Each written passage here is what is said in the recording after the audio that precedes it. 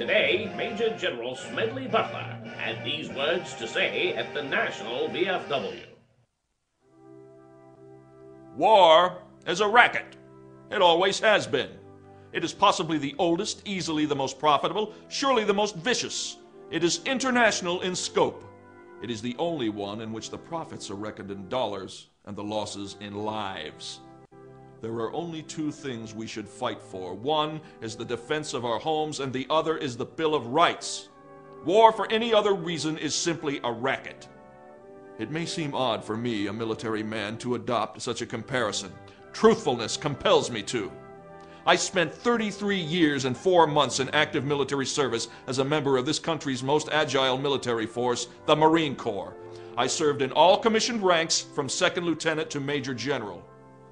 And during that period, I spent most of my time being a high-class muscle man for big business, for Wall Street, and for the bankers. I suspected I was just part of a racket at the time. Now I am sure of it. I helped make Mexico safe for American oil interests in 1914. I helped make Haiti and Cuba a decent place for the National Citibank boys. I helped in the raping of half a dozen Central American republics for the benefits of Wall Street. I helped purify Nicaragua for the International Banking House of Brown Brothers in 1910. I brought light to the Dominican Republic for American sugar interests in 1916. In China, I helped to see to it that Standard Oil went its way unmolested. Looking back on it, I feel I could have given Al Capone a few tips. The best he could do was operate his racket in 3 districts. I operated on 3 continents. A racket is best described, I believe, as something that is not what it seems to the majority of the people. Only a small, inside group knows what it is about. It is conducted for the benefit of the very few at the expense of the very many. In the World War, a mere handful garnered the profits of the conflict. At least 21,000 new millionaires and billionaires were made in the United States during the World War. How many of these war millionaires shouldered a rifle? How many of them dug a trench? How many of them knew what it meant to go hungry in a rat-infested dugout? How many of them spent sleepless, frightened nights ducking shells and shrapnel and machine gun bullets? Out of war, nations acquire additional territory if they are victorious. They just take it. This newly acquired territory promptly is exploited by the few, the selfsame few who wrung dollars out of blood in the war. The general public shoulders the bill. It would have been far cheaper and safer for the average American who pays the bills to stay out of foreign entanglements. For a very few, this racket, like bootlegging and other underworld rackets, brings fancy profits. But the cost of operations is always transferred to the people who do not profit. Take the World War. It cost the United States taxpayer some $52 billion, and we haven't paid that debt yet. But ultimately, it's the soldier who pays the biggest part of the bill. If you don't believe this, visit the American cemeteries on the battlefields abroad, or visit any of the veterans' hospitals in the United States. Napoleon once said, "All men are enamored of decorations, they positively hunger for them."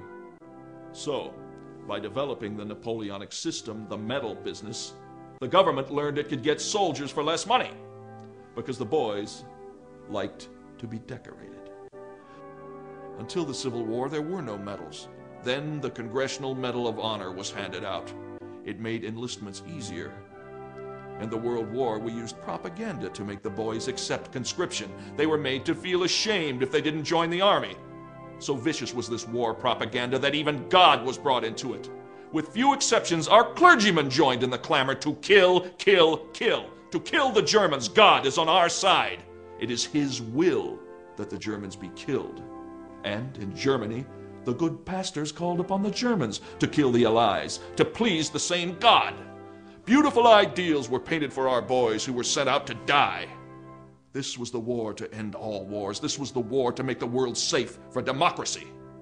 No one mentioned to them as they marched away that their going and their dying would mean huge war profits.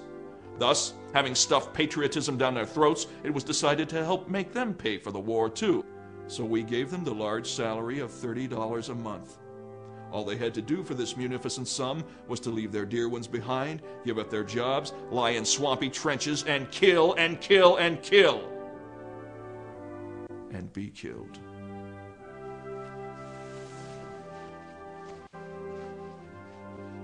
Well, war is a racket, all right.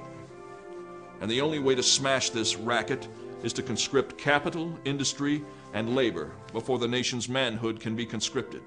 Let all the officers, directors, high-powered executives, all the workers, managers, bankers, and yes, all the generals, admirals, officers, and all politicians, all government office holders, everyone in the nation be restricted to a total monthly income not to exceed that paid to the soldier. Why shouldn't they? They aren't running any risk of being killed or having their bodies mangled or their minds shattered. The soldiers are. Give capital, industry, and labor 30 days to think it over, and I think you will find by that time there will be no war. Another step necessary in the fight to smash the war racket is the limited plebiscite to determine whether a war should be declared. A plebiscite not of all the voters, but merely of those who would be called upon to do the fighting and dying. There wouldn't be very much sense in having the president of a munitions factory or the head of an international banking firm or the manager of a uniform manufacturing plant, all of whom see visions of tremendous profits in the event of war, voting on whether the nation should go to war or not.